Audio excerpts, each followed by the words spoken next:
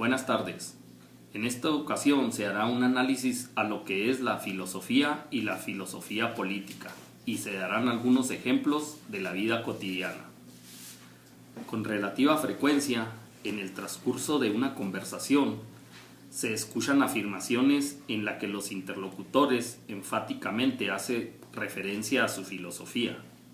Así, su filosofía le dice tal o cual cosa, o su filosofía le permite o no le permite hacer tal o cual cosa, o a partir de mi filosofía sostengo tal posición. Es decir, la gente afirma que tiene una filosofía propia, pero ¿qué se quiere decir cuando se afirma que se posee una filosofía propia? Si radicalmente cada persona poseyera una filosofía propia, producto de intelecto, de su reflexión, entendiendo por esta como una posición diferente ante la vida que le hace actuar en consecuencia, sin lugar a dudas sería imposible cualquier intento de diálogo, de compartir experiencias, de convivencia. Si todos los humanos tuviéramos que elaborar una filosofía propia, nos encontraríamos ante una tarea por demás imposible de sistematizar. Cuando se afirma que se tiene una filosofía propia, en la práctica se está reconociendo que es importante tener unos fundamentos, principios básicos que armonicen y organicen la propia visión del mundo, ideas que sustenten el orden que queremos que exista. Se reconoce, por tanto, que se tiene aversión a un mundo que carezca de comprensión, de lógica, en donde las ideas y la conducta humana no tuvieran consistencia. Quien enfatiza una posición filosófica desea que se tome en cuenta tanto su capacidad de pensar como su capacidad de organizar al mundo que le rodea. Pero, ¿a qué tipo de filosofía se está haciendo referencia? A todas y ninguna. La gente reconoce que tiene una cosmovisión que ha asumido, que le sirve de guía, y esta es adquirida por experiencia cultural, no porque se haya leído en los libros o se haya estudiado formalmente en un centro educativo. Esto es posible mediante el fenómeno conocido como endoculturación, aportación valiosa que los antropólogos culturales, que explica que la gente adquiere normas morales, políticas, religiosas, familiares, formas de apreciar y vivir la realidad, evaluar los acontecimientos, de apreciar lo que es bello o rechazar lo que es feo. En definitiva, la construcción de aquello tan apreciado por los humanos que denominamos como verdad. Ideas todas provenientes del entorno que son introducidas en la persona, en la intimidad de su conciencia, y ésta las adopta reconociéndolas como propias, como si él las hubiera gestado, elaborado y procesado. Pese a esta situación, si el entorno es suficientemente flexible como para la libre circulación de ideas, propiciando la aceptación de nuevas posibilidades, el pensamiento se podrá enriquecer, pero si, por el contrario, el entorno es estático, poco dado a las innovaciones, a preferir el saber aceptado propio a cualquier otra posibilidad, puede convertirse en un dogmático del pensamiento, del decir y hacer. Con la posición adquirida se quiere hacer frente a los múltiples retos que presenta la vida cotidiana, retos que pueden ser conflictos. En sociedades o en mundos estáticos quizás con esta posición fuera suficiente, pero en sociedades abiertas, plurales e incluyentes como son o deberían ser las contemporáneas, no basta con parapetarse en una posición monolítica y cerrada. La filosofía vivida, asumida en las condiciones citadas, adopta de las diferentes posiciones filosóficas algunos elementos sueltos que han permeado la cultura, siendo desde este origen un collage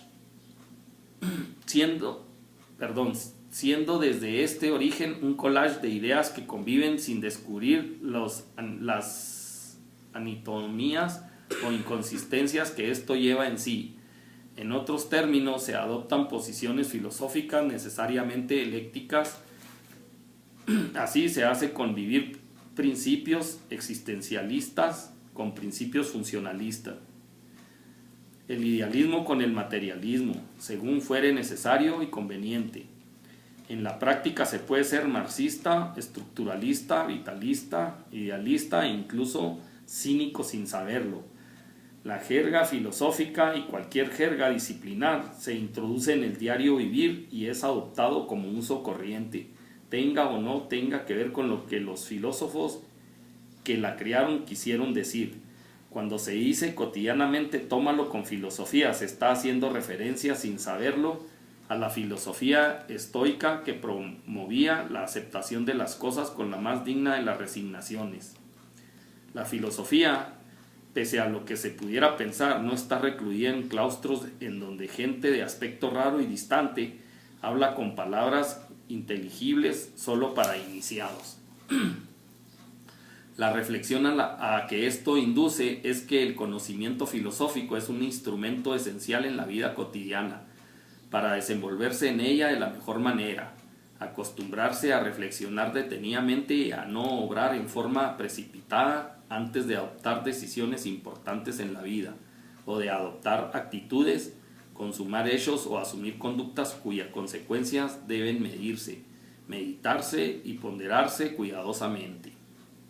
Y también para proveerse de la fuerza espiritual necesaria para sobrellevar las circunstancias negativas o dolorosas que necesariamente se deberá enfrentar alguna vez. Ejemplos. La felicidad humana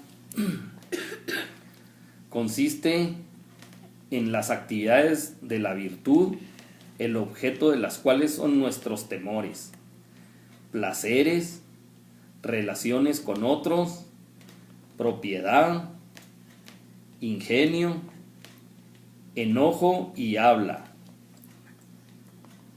Cada persona es responsable por la manera de conducirse a sí mismo. Esa es filosofía. Es en el discurrir diario de la familia o en el trabajo cotidiano en el que de varias maneras se fragúan las grandes ideas personales y sociales que pueden conducir al encuentro con el honor, la fama, la notoriedad, la riqueza, el poder, que son modelos de vida o marcos de referencia buscados por muchos. La aspiración es legítima, pero la clave está en percatarse del peso que pueda tener la vida y el trabajo ordinarios para la obtención de estos logros. La filosofía política se ocupa de temas y problemas relacionados con el estudio y el análisis de los fenómenos políticos, desde una perspectiva normativo-prescriptiva. Algunos de estos temas son el origen y las formas de la organización del poder político, el estudio de las instituciones sociales y la consideración de las normas, principios y valores que la justifican. La filosofía política también tiene como tarea la construcción, clasificación y esclarecimiento de los conceptos que componen el universo político. Esta tarea la lleva a cabo tanto mediante la construcción de modelos que faciliten la comprensión del mundo político, como a través del estudio de los principales problemas políticos y de las diversas soluciones que se han propuesto a lo largo de la historia del pensamiento político occidental. Entre los problemas más importantes que se han abordado históricamente desde diferentes perspectivas teóricas, podemos mencionar la naturaleza de la política, el estudio de las diversas formas de gobierno y sus condiciones de legitimidad, las teorías de la justicia, la teoría del contrato social y diversos problemas relacionados con la igualdad, la libertad, la justicia y la democracia. Si bien la filosofía política es una ciencia especulativa, se utiliza muchas veces para justificar las acciones políticas. Así, el absolutismo monárquico como forma de gobierno se sustentó en la filosofía política de Hobbes, que decía que el hombre era malo por naturaleza y por lo tanto necesitaba de un gobierno fuerte que limitara su accionar y le impidiera las malas conductas naturales en el ser humano. En cambio, la democracia encontró su fundamento en el contrato social de Rousseau y su filosofía política. En la vida social, y en las actividades que ella requiere del individuo, especialmente en cuanto a participación de las actividades propias del ciudadano como agente político en la democracia.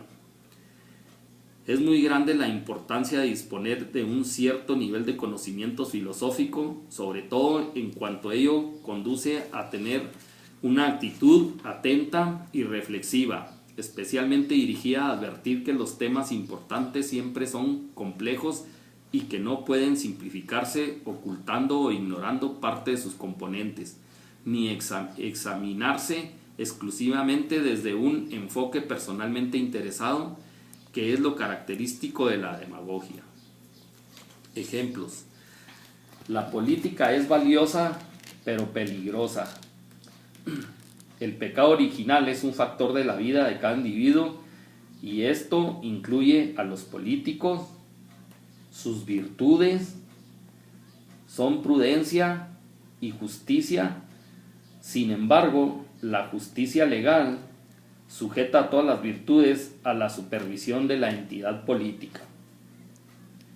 La ley debe ser una regla de referencia del bien y el mal, aunque cuando no pueda ser ejercida a la perfección, aun cuando no pueda ser ejercida a la perfección.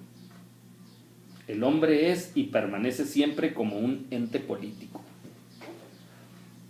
El más alto destino del hombre no es político. Lo político puede y debe prever felicidad del tipo que llamamos temporal, pero no existe una entidad política perfecta y con frecuencia esta contiene leyes y costumbres que militan en contra del bien del hombre. Las similitudes entre filosofía y filosofía política son que los dos marcan la manera correcta de conducirnos. Lo que las hace diferente es el ámbito en el que pueden ser utilizadas en la vida cotidiana con nuestras actividades diarias, y en la política cuando es necesario involucrarnos en ella y en todo lo que marca la ley. Muchas gracias por la atención.